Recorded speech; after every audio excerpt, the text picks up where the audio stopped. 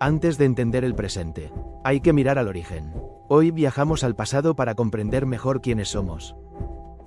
Capítulo 22 Muerte del dragón. El primer, San Jorge. Entre tablillas rotas y nombres casi borrados, los arqueólogos encontraron algo más que un mito. Hoy viajamos a Sumer, para presenciar la muerte del primer dragón.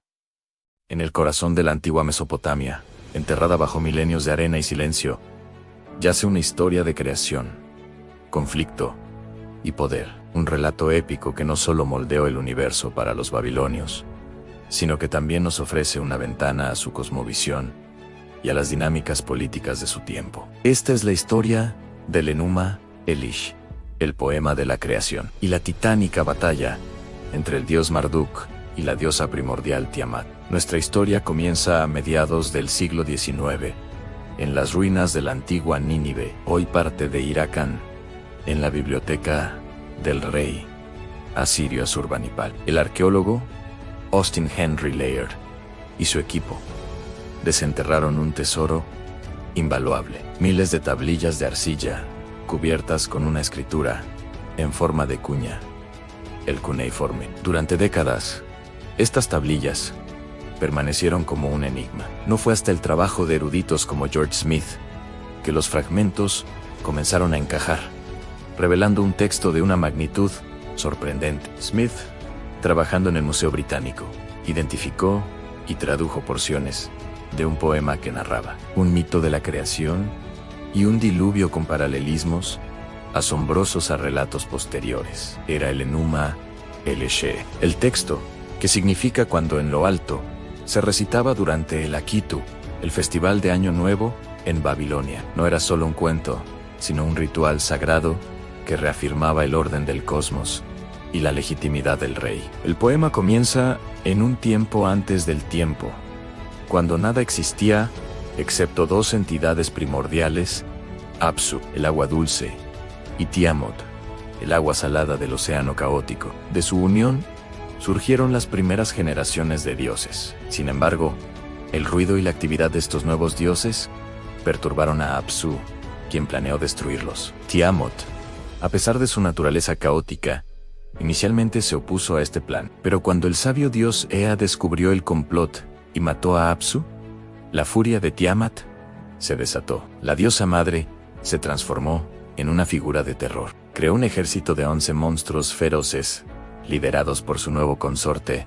Kingu, a quien entregó la tabla de los destinos, un artefacto que confería poder supremo sobre el universo. Los dioses jóvenes, aterrorizados, no encontraban a nadie capaz de enfrentar a la todopoderosa Tiamat y su legión de horrores. Uno tras otro, los más valientes fallaron. Es en este momento de desesperación que emerge una nueva figura, a Marduk, hijo de Ee, joven, ambicioso y dotado de una fuerza sin precedentes.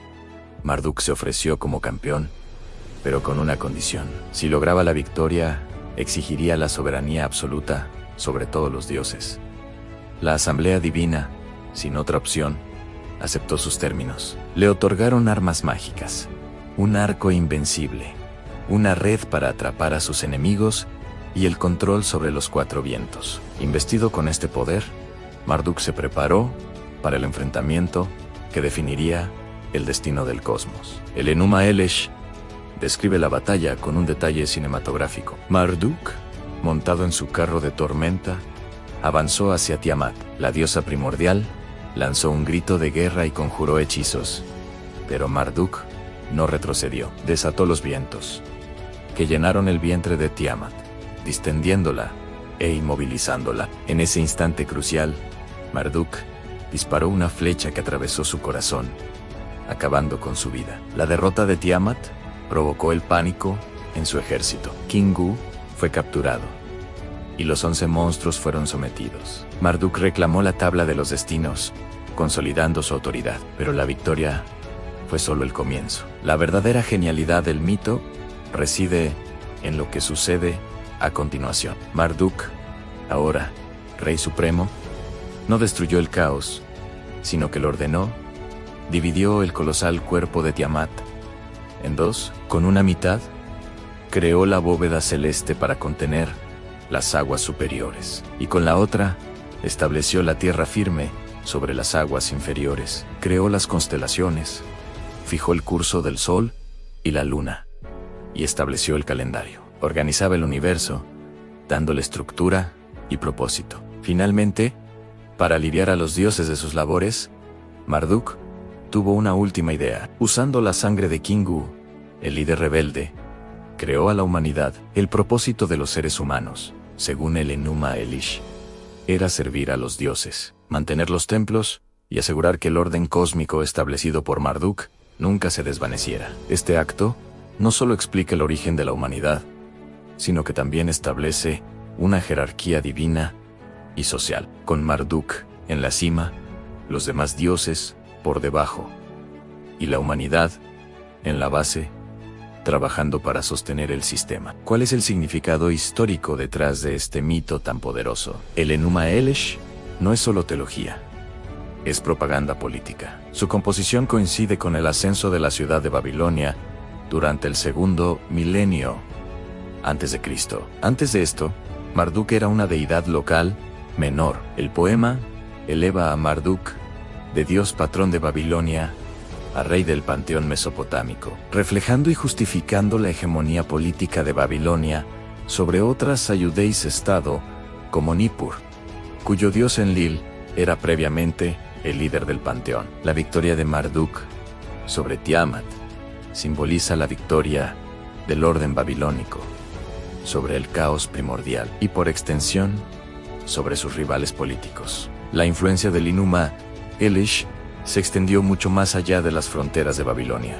Temas como el conflicto entre generaciones de dioses, la batalla de un héroe contra un monstruo marino caótico y la creación del mundo a partir del cuerpo de una deidad primordial resuenan en mitologías posteriores. Podemos ver ecos en la lucha de Zeus contra Tifón en la mitología griega, o en la batalla de Bajal contra Yam en los textos ugaríticos. Incluso, algunos eruditos señalan paralelismos estructurales con el relato de la creación en el primer capítulo del Génesis, donde el orden emerge de un abismo acuoso y sin forma. Hoy, las tablillas del Enuma Elish se conservan en museos de todo el mundo, testimonios silenciosos de una civilización que buscaba comprender su lugar en el universo. La lucha entre Marduk y Tiamat es más que una antigua leyenda. Es un documento fundamental que nos revela cómo los antiguos mesopotámicos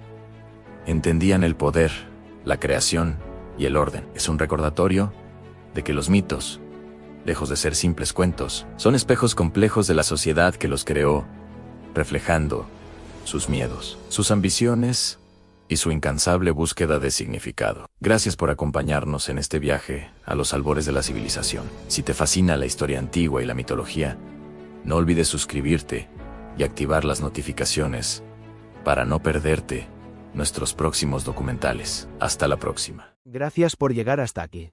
Si este vídeo te ha aportado claridad o valor, encontrarás mucho más en el canal. Atracción Práctica 360.